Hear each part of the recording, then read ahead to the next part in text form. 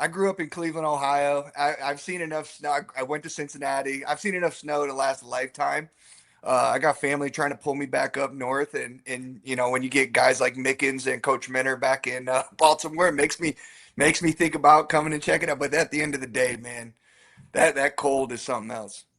Yeah, so I mean, you're used to it, technically speaking. You might not be as accustomed to it as you were, but My you cold weather grid is gone. I'll put it that way. Okay, well, wait a minute. All right, before we get into your connections to Cincinnati and with Mickens and Minter, what's one of the coldest games or snow games you had? Did you play in any of those throughout the career that sticks out to you? Oh man, the AFC North game my rookie year, right? So 2008. What I remember, so the funniest thing is, talked to my mom after the game, and one of the first comments she made was, "Are you stupid?" Like, so me and Zibby, we had this tradition of like not wearing sleeves. It doesn't matter how cold it was. It's kind of growing up in Ohio is kind of like a rule, right? So you just don't wear sleeves. You just be tough. And I remember coming out for that game, and I'm like, "Holy shit, this is ridiculous." So that game was definitely one of the coldest games I've ever played in. And there's a few growing up in high school where you're like, yeah, there might be a foot of snow on the ground, but cold. That 2008 AFC Championship game was brutal. Out of curiosity, you didn't come out on the field shirtless, did you? Like, Hell no. Okay, because the other theory I was going to throw out here is that we're trying to tally wins and losses when guys just go, you know what, I'm going to, I guess, show off the testosterone, the macho, no shirt, and it's 10 degrees. It's got to be the lowest win percentage out there. Yeah, I mean, I'm not gonna lie. I mean, Baltimore prides itself on having like high IQ players. Yeah. I think that's a definite low IQ play right there. I think I don't think I'd fit in very well with that. So no, I mean, I think whoever did it this past postseason, Zach, I remember watching it. And I'm like, oh, that's a loss. That's unfortunate. Okay. Hell of a year, and they lost. They did. I forget if it was the Chargers maybe playing. There's a difference between stupid and crazy. So yeah, you're just crazy. That's just different. You guys back in the day. Well, we'll get to some Ravens memories down the road, but why don't we make the connections for people that are wondering, okay, well, you've mentioned it. Okay, well, how does Haruki know Mike, and how does he know Minter? So Cincinnati, this is the roots, right? So going back to this, and for people that will piece it together, the Ravens just a few days ago hired Notre Dame defensive back coach Mike Mickens to be on their staff, right? That's the move. You spent time with him at Cincinnati, right? So that's the first connection. And also the other connection was Minter a defensive assistant for you back then when you were at Cincinnati? Yep. He came in Brian Kelly's last year, or first year at University of Cincinnati. So I played under, from 2004 to 2006, I played for Coach Mark D'Antonio.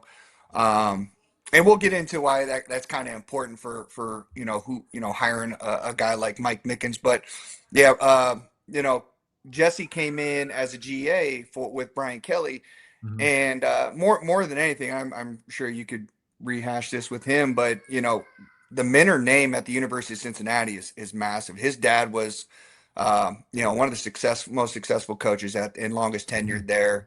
And so, as far as like who you're getting as a head coach, I mean, it's just in his blood. I mean, the passion for football, the passion to compete, the compassion to be the best you can be. And then, having that University of Cincinnati background as a kid growing up.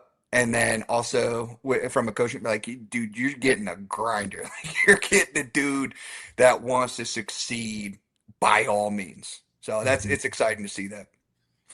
What I've really applauded just from a distance so far with Minter, and you know this better than anybody else, and I try to tell people that have been outside of the professional sports realm, is when you're in a locker room or you're around people on the practice field, the biggest compliments that you can get from others is how you carry yourself and how your peers view you.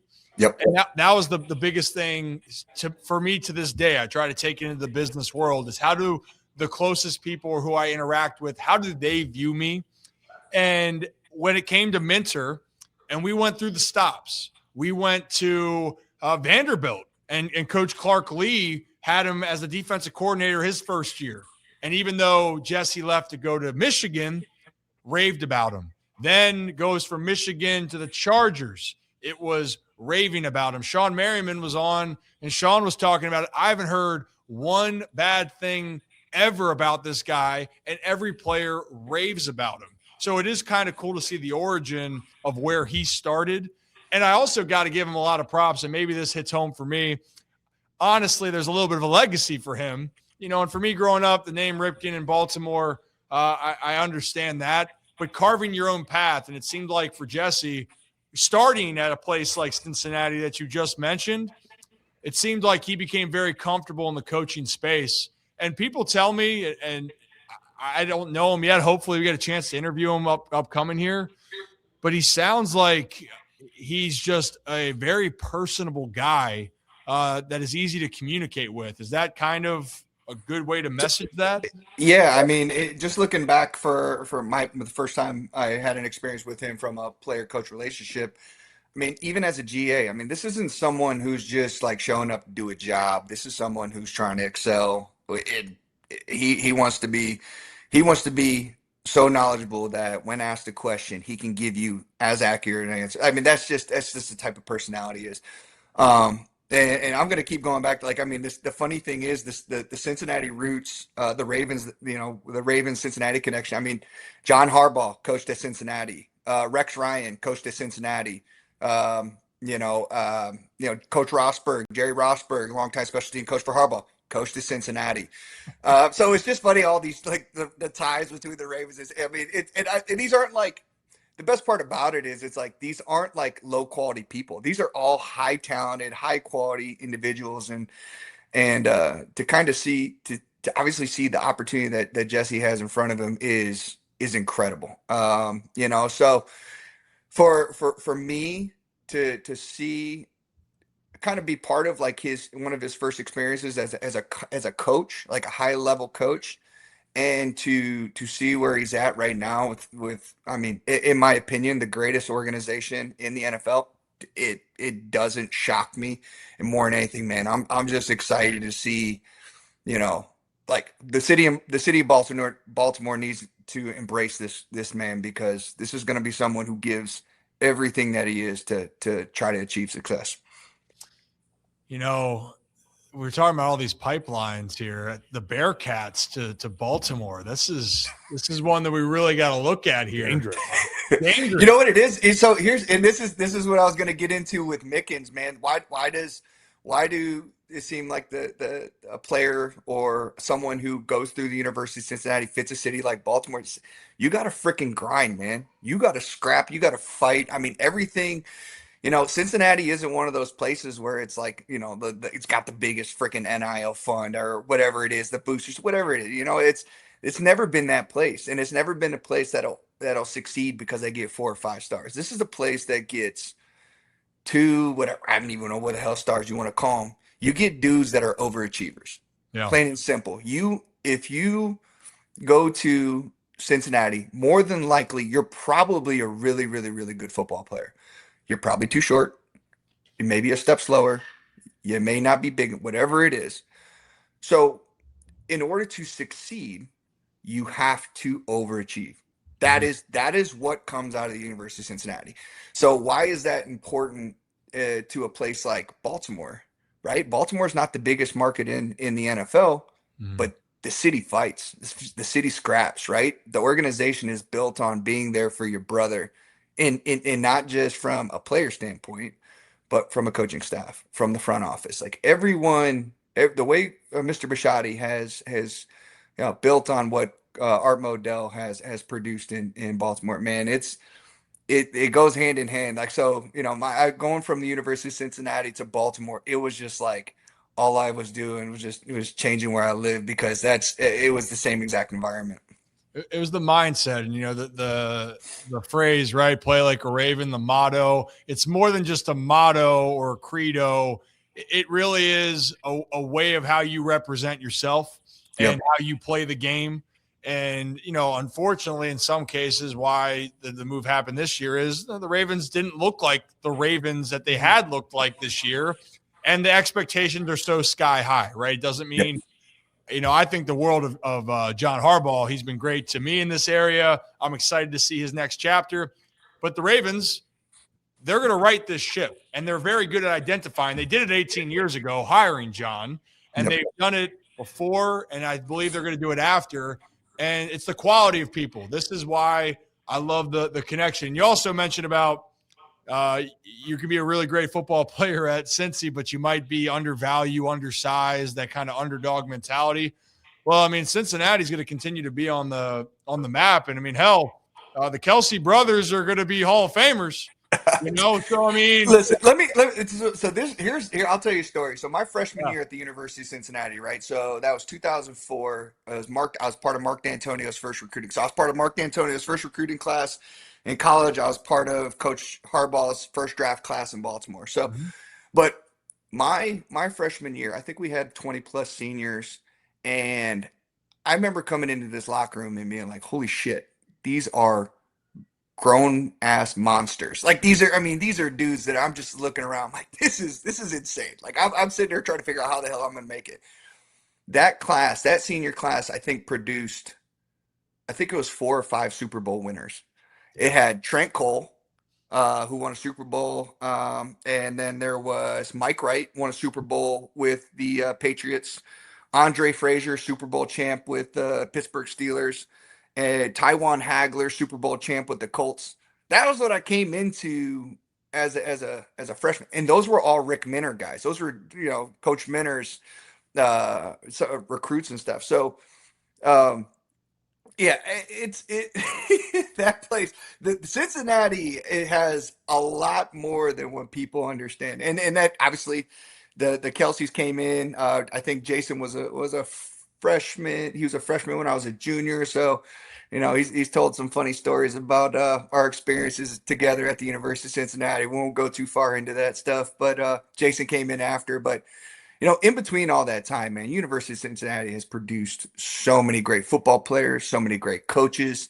A lot of the guys that I played with right now are littered all over the college coaching landscape. Mike is a perfect example of one of those guys who continue to climb the ladder. There's other guys that are on their way as well. They just don't know yet. But yeah, man, the state of Ohio, as far as football competition, and the way they kind of do things. It's great, but the University of Cincinnati is a tremendous place as well. It is, and the big OH gets a lot of credit over there, and I get it, and talk about having some funds. They got some Yeah, funds. they got a few. They got a few funds up there, A little but it is. selfish at times. They should share some, right? Give the I little know, brother some. right? We'll talk to some people about that, but let's talk about Mike Mickens then, because you're talking about character. I think we're getting the sense of who he is, and maybe you can give a little bit of insight that you had personally with him, but then why other people now, like the Notre Dame brass where he just left, are going, man, you got a up and coming guy. He's going to be the next great coach when he gets more of his opportunities. And while it's a fresh start and there is some uncertainty, right? When you have uh, a brand new coach at with the Ravens, you have now a college coach moving up the ranks to the NFL. That is a jump. There are some uncertainties, but it's about the quality of what you see in them. So can you talk about the quality of what Ravens fans and people can learn to expect from an up and comer in Mike Mickens? Yeah, absolutely. And I'll start with kind of his roots, and like first and foremost, and this is where I think one of the most important things that Ravens fans need to understand is this is one of the most loyal human beings ever. Mm-hmm. He is also one of the most ruthless competitors you'll ever meet. You put those two ingredients together, you got someone who will freaking die for representing someone he firmly believes in. So to start with that, and him coming from Huber Heights, Wayne, Dayton, Ohio, and the reason why he got on with Notre Dame is because him and Marcus Freeman were high school teammates, classmates, and those guys knew who each other were. They believed in each other, and Marcus was obviously had enough trust in him to bring him from the University of Cincinnati on to Notre Dame. That's a big jump, from as far as the expectation level. Like, and so when it comes to that, like obviously this is someone who could be trusted, especially you don't risk bringing on someone who you may think isn't right now. He Marcus Freeman brings him on from University of Cincinnati and Notre Dame, one of the most, highly scrutinized jobs in all of college football, right? So that's who you're getting. And that dude, I'm gonna be very honest, that guy's come from the very first time he came in. I was a freshman because he was a freshman. He came in. I was a true sophomore. He came in as a true freshman. That dude's confidence you ain't shaking that guy. And he has no problems with failure because he's going to pick his ass back up and he's going to work even harder. So that's what you want, right? You're gonna fail as a coach. You're gonna fail as a player. It's what you're gonna do. Are you gonna pick your ass back up, be able to look your guys in the eyes and own it and say, you know what? I'm gonna do better. I will be better. Here's my expectations as a coach. Here's my expectation for you as a player. It's something that has always been Mike's strength. And what people don't realize is if Mike didn't have the injury going into his senior year, he had a knee injury. I mean, he was an All American as a junior. He could have left and gone to the NFL that year. He ended up deciding to go back. Now he had a knee injury and affected his play. This is a guy that you would be talking about as a player as well. Yeah. So this is this is a special moment, I think, for him. This is someone who's not going to take it for granted. Um, like I said, him being from Dayton, Ohio, going to University of Cincinnati, Baltimore's the perfect fit for someone like this. That his personality, his competitive edge. Um, in my opinion, I don't think there's any other place in the NFL that fits him better than Baltimore. I mean, that's the quality. I'm just making my mental notes, but I mean, check, Yep. tough, loyal, fierce. Yeah. Like, and I on mean, top, listen. He came in as a corner. He might have been a buck 50. He was 6'1", 150, but he talked more shit than anybody I've ever met. So, listen, that guy. Again, he Mark D'Antonio, and I'll go back to some of the Cincinnati ties, but this is a guy who was coached by one of the best defensive coaches, national championship coach, Mark D'Antonio, right? yeah, He spent years under him. Pat Narduzzi was our defensive coordinator, who's the head coach at Pitt. Our DB coach was an 8-year NFL vet, and Harlan Barnett. He's produced tons and tons. So, you know, as a player, the level of coaching that he received and how he's been mentored to get himself to this moment is incredible. And as a player, I think my last year in 2007, between myself, him, and our other corner, I think we had 20 plus turnovers between the three of us. yeah. We were second. We were second in the country in turnovers as a defensive unit. So this isn't a guy who's just going to say, "Hey, make sure your technique's sound and make sure." No, this dude wants you to go to make plays. He wants you to change the game, right? So, as we know in Baltimore, that's part of it. Being a good football player is great. Making game-changing plays is even better. And that's honestly what the team was when they were humming at their best. They were wreaking havoc on the defensive side. You guys were bullies when it came to Yep. that, and it was opportunistic, right? And if you do that combined with what the Ravens already have in house, and especially with this offense and having Lamar Jackson, man, this team in 2026 can be a lot of fun to watch. Yeah. But as we kind of wrap up then, and I appreciate all of the insights there, it's getting me fired up. And this is why we like to go behind the lens here and show people what really you maybe not hear about the origins and what people go through and how they go. You've seen a I'm not going to call him a kid because you're a grown ass man when you go off to college, right? But We you were saw kids, man. We were foolish. Don't you know? okay, all right. So you guys were kids, and then you saw this guy go from a kid, a shit talker, to a Yeah. grown ass man. That Oh the yeah. that the evolution has been really fun to watch, and I'm sure it's been really great to see where he's gotten to now and where he's going to continue to go. Yep. And but to kind of wrap this all up, though, because your connections to Baltimore are, again, pipeline. We haven't even talked about John Harbaugh, Zach, and Harbs and the connection. I think you had some parts around with that as it's a new chapter for John as well. Yeah, actually, real fast, Haruki, before I get in the John Harbaugh question, I was going to ask you because just one of the best personalities in football. What was it like coming into the league and playing for Rex Ryan for that 1 year? What was uh, you know, again, overachiever. I believed in myself because I know how hard I had to freaking work. So I knew I belonged because of the level of work.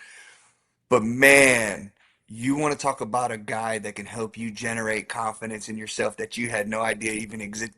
Oh my gosh. I mean, my pre-draft meeting with him was like, how do I make sure how do I, listen, what does it take for me to get here? I mean, it was just one of those things. Rex Ryan is one of the greatest personalities of all time, like you said. Mhm. But from a player coach relationship, that guy truly gets you to believe that you are not just invincible, but just man, you're the man for the job. That is so important because being a football player, I'm sure, is there money? Is there something? Dude, it's freaking hard. It is so freaking hard. And there's more opportunities to question yourself than there is to believe in yourself because you're every time you step on that line, man, you're putting yourself at risk Yeah. to succeed or fail. And that guy just made you feel like you couldn't fail. God, I love a good Rex Ryan. Every time he talks, it gets me fired up. So then going into John Harbaugh, obviously your first year was his first year as the Ravens head coach. Fast forward 18 years, obviously parts ways with the organization, but 18 incredible years in Baltimore. What's it been like for you to be in his first draft class and then kind of seeing as the years have gone on Yeah, how that's transpired? I'll be honest. It was. I would say it was difficult because you can tell how much that job and opportunity meant to him. Right. Mhm. This is a guy who wasn't willing to risk anything as far as having any stone unturned. Like he wanted to make sure everybody was on the same page. And that for a first time head coach in the beginning is hard because it's like everyone you're trying to communicate your mission. You're trying it's hard to get everybody on the same page, but then all of a sudden there was a certain point in time in the season where it just clicked and everybody was like, we're all going in the right direction now. Like but that takes time. And when it comes to like what Coach Harbaugh brought, that man was freaking determined. Like he was so determined on being successful.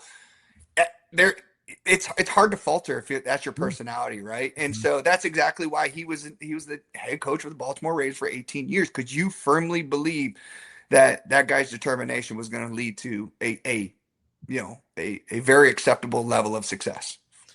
Yeah, the parts with John and Harbs, and look, everyone to be good and to last that long, and some people will say, well, it lasted too long in Baltimore. It's hard to be a really good head coach. Yeah. I think we underestimate that. And the crazy thing is, Andy Reid's perceptions changed so much from when he went to Philly to Kansas City because Patrick Mahomes is there. But it also reminded people that they go, wow, Andy Reid, wow, he's one of the best coaches of all time. But would have people have thought that if he had stayed in Philly?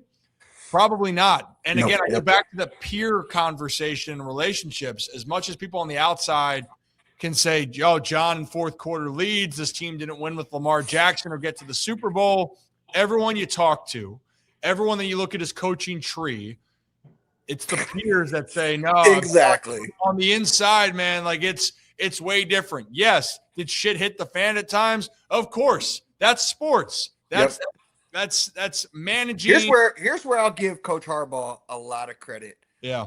That guy, as a coach, for him to bring in the number of head coaches under him. Like so, like Cam Cameron is a perfect example. Mm-hmm. Like he wasn't just bringing on guys that were just like, hey, be a yes man. Like he was bringing in guys that have head coaching experiences because he just wanted to continue to learn. Yeah. Right? He wasn't one of these arrogant guys that was going to be like, I don't need him. This guy, he did everything he could to gain as much knowledge as possible. And so, again, I credit to Coach. What an unbelievable career he had in Baltimore. There's nothing really bad to say about the people that say it's too much. If they freaking had any idea how hard it is to be successful in the NFL, they would be thinking twice. Now, again, spoiled in Baltimore, one of the best organizations ever. Yeah. Mr. Bisciotti does everything he can to let everybody know, like, I'm going to give you every tool you need to succeed. That's not going to be a question. He just wanted us to do our responsibilities to the best of our ability. So, but yeah, it is, no matter what, it is freaking hard to succeed. And I think familiarity, talk about familiarity. I think there's some familiarity between Mike Mickens and Kyle Hamilton, right? Mm-hmm. Was there some overlap there as well? So even like, it's just, the familiarity piece is really important. I'm glad you mentioned that, but that's Coach Harbaugh did a great job. He did. And before we let you go then, and I honestly, I could talk ball with you. Again, in the future, when you're available, come back and join us. We can talk shop, shoot the shit. That's kind of what we do all the time. But overall, I got to ask then, some moments that you take away from your time in Baltimore, maybe a memory or two that stands out to you. Oh my gosh. I mean, to come in as a rookie and make it to the AFC Championship game, it almost ruins, like, oh, this is all it takes to get to the AFC Championship game. But that game, we had lost to Tennessee earlier in that year, and that game in the divisional round against the Titans in Tennessee. And I'm a Cleveland kid, not necessarily a Browns fan, but a Cleveland kid, and to be part of the game, seeing Matt Stover lining up to kick, the go-ahead field goal. Like, there are so many things that just run through your head in those moments. And then being on the field to close it out, because it was just a wild game. It was an exciting game. Yeah, that was the play clock. Play clock. You got the playoff in time, in my opinion. Joe got it off. Yeah. So, just that game right there. What a way! Like, kind of like welcome to the NFL moments. Like, to be there fighting for. Like, you're freaking on the field with Ed Reed and Ray Lewis and Suggs and Halodian and Jarrett and all these guys, and we're all fighting with a team that was 13-3 that everyone had said is gonna be the winner. It's just like, oh, like, to come into the NFL like that as a rookie, like, doesn't get much better than that. That's one of my fondest memories ever. That is. And yeah, I think also in 2008, so you had that, and earlier that year you were almost part of NFL history if Ed Reed lateraled that football. I joke. So Ed is like my big brother. I still talk to him all the time. I bust his balls every time he posts that highlight. He'll always text me like, "Hey, I'm never pitching that damn ball." Or he'll be like, "Go get a block." And the funny thing is every time he says that, I'm like, "Hey, do you want me to be like Will Demps and clip somebody in the back and make sure you lose that field, right?" Like, it's just like I just bust his ball, just to bust his balls. I mean, that's, oh my God, that's my guy, man. But no. You know what the other one from that year? Playing in the last game in the last home game in Cowboy Stadium. In Dallas. How freaking sweet is that, right? Like, to be able to, I remember seeing all the stars and all the celebrities out, and we kicked their ass. That was another good one. That was an ass kick in there. You know what? If this works for you, because it's my fault today because I'm running behind, and we gotta talk baseball because apparently it's like in 2 weeks that spring training starting here. But do you mind if we say, hey, Haruki, we need you to jump back on? Were you cool with that? Yeah, man, absolutely. No, I appreciate you having me on. I know you probably hear my two young kiddos screaming and yelling. So yeah, no, as long as I can fit you in between the time with them, I'm good. Hey, you got to have the family time no matter That's what. right. I appreciate. I've learned a lot, and I know there's a lot more stories that you can tell us moving forward. So, Haruki, I appreciate you. Thank you. You have a Yeah. great rest of your day, and Yeah. look forward to talking to you soon. Awesome. Ryan, thank you for having me.